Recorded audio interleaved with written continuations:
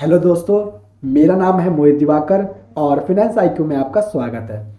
आज की इस वीडियो में हम देखेंगे थ्योरी बेस ऑफ अकाउंटिंग के जो रिमेनिंग प्रिंसिपल्स हैं उन सब के बारे में, जैसे डुअल एस्पेक्ट्स और डुअलिटी प्रिंसिपल और रेवेन्यू रिकग्निशन प्रिंसिपल। इसके अलावा हम वेरिफिएबल ऑब्जेक्टिव प्रिंसिपल के बारे में भी पढ़ेंगे।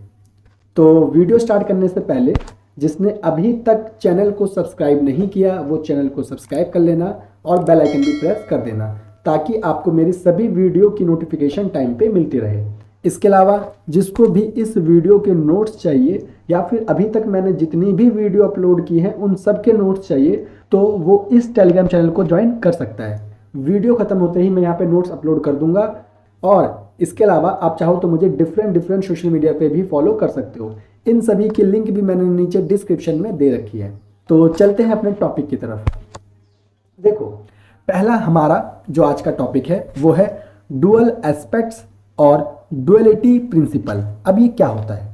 तो देखो, डुअल एस्पेक्ट्स प्रिंसिपल ये कहता है कि हर एक ट्रांजैक्शन का दो एस्पेक्ट होते हैं। एक होता है आपका डेबिट एस्पेक्ट, एक होता है आपका क्रेडिट एस्पेक्ट्स। और जो आपका डेबिट एस्पेक्ट होगा और जो आपका क्रेडिट एस्पेक्ट्स होगा वो दोनों हमेशा इक्वल होंगे। बस यही है आपका डुअल एस्पेक्ट्स प्रिंसिपल या फिर डुअलिटी प्रिंसिपल। अब देखो, ये जो आपका प्रिंसिपल है इसके ऊपर पूरा एक चैप्टर आगे बेस्ड है जो कि है अकाउंटिंग इक्वेशन। तो अगर आपको वो चैप्टर अच्छे से करना है तो आपको इस प्रिंसिपल को समझना जरूरी है। और आपको एक इक्वेशन ये भी याद रखनी है जो कि आपको आगे बहुत काम आने वाली है। तो इक्वेशन है आपकी assets equal to liabilities plus capital. तो इसे आपको हमेशा याद रखना है। यहाँ पर भी मैंने आपके लिए डेफिनेशन लिख दी है तो आप यहाँ पर भी इसे देख सकते हो। Every transaction has two aspects, a debit and a credit of equal amount. ठीक है, फॉर एग्जाम्पल देखो, जैसे आपने परचेज किए गुड्स ₹10,000 के कैश में, तो अब इस ट्रांजेक्शन की एंट्री क्या होगी? तो इस ट्रांजेक्शन की एंट्री होगी purchase account debit to cash account, जहां पे परचेज अकाउंट आपका डेबिट होगा 10,000 से और कैश अकाउंट क्रेडिट होगा 10,000 से। तो आप देख सकते हो सीधा सीधा कि इस ट्रांजेक्शन में दो एस्पेक्ट हैं, एक आपका परचेज और एक आपका कैश।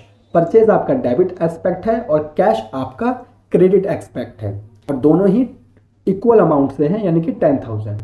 तो बस यही है आपका डुअलिटी प्रिंसिपल या फिर डुअल एस्पेक्ट प्रिंसिपल। अगर फिर भी आपको कोई डाउट रह जाए तो प्लीज नीचे कमेंट में बताना मत भूलना। अब देखो, जो आपका नेक्स्ट प्रिंसिपल है वो है रेवेन्यू रिकग्निशन प्रिंसिपल। अब रेवेन्यू रिकग्निशन प्रिंसिपल क्या होता है? तो अगर आप इसे समझना चाहते हैं तो मैंने एक्रूअल कॉन्सेप्ट पे एक वीडियो बनाया था, उसे आप जरूर देख लेना, क्योंकि जो रेवेन्यू रिकग्निशन प्रिंसिपल है वो पूरा का पूरा एक्रूअल कॉन्सेप्ट को फॉलो करता है। तो अगर आपने मेरी एक्रूअल कॉन्सेप्ट की वीडियो देख रखी है तो ये आपको बिल्कुल इजीली समझ आ जाएगा, क्योंकि दोनों ही बिल्कुल सेम है।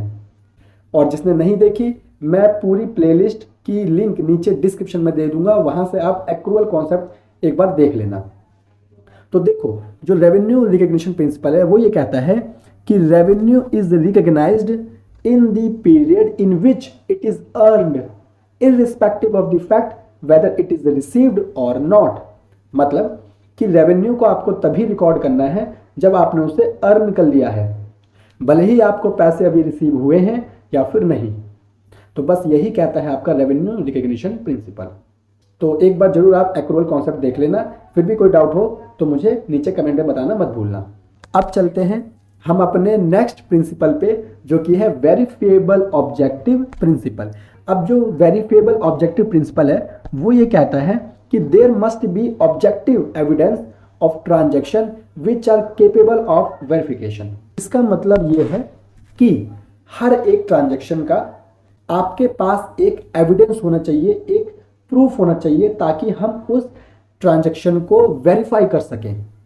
बस यही कहता है आपका वेरिफिएबल ऑब्जेक्टिव प्रिंसिपल। अब वेरीफाई अगर हमें करना है किसी ट्रांजैक्शन को तो हमें कौन कौन से एविडेंस की जरूरत पड़ेगी? तो देखो, फॉर एग्जांपल जैसे कि इनवॉइस, बिल, ईटीसी। अब देखो, इनवॉइस क्या होता है, बिल क्या होता है, ये आपको पता होंगे। देखो फिर भी मैं बता देता हूँ। जैसे मान लो हमने कोई सामान खरीदा तो जो सामने दुकान वाला है वो हमें बिल बना के देगा, ठीक है।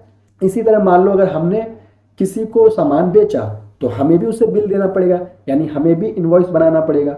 तो बेसिकली जो ये बिल होते हैं, इनवॉइस होते हैं, ये प्रूफ होते हैं, ये एविडेंस होते हैं उस ट्रांजैक्शन के कि हाँ ये ट्रांजैक्शन हुआ है। तो उम्मीद करता हूं कि आपको वेरीफिएबल ऑब्जेक्टिव प्रिंसिपल भी समझ में आ गया होगा। फिर भी अगर आपको कोई डाउट हो तो नीचे कमेंट में पूछना मत भूलना। तो दोस्तों इसी के साथ आपका जो ये चैप्टर है वो कंप्लीट होता है, और जितने भी इंपॉर्टेंट क्वेश्चन इस चैप्टर से बन सकते हैं वो सभी को मैंने कवर कर दिया है, तो उन्हें भी आप जरूर देख लेना। पूरी की पूरी प्लेलिस्ट की लिंक नीचे डिस्क्रिप्शन में मैंने दे ही रखी है। तो दोस्तों अगर आपको वीडियो अच्छी लगी हो तो प्लीज़ वीडियो को लाइक कर देना और शेयर कर देना अपने दोस्तों के साथ। तो मिलते हैं अब हम अपनी नेक्स्ट वीडियो में, तब तक के लिए थैंक यू।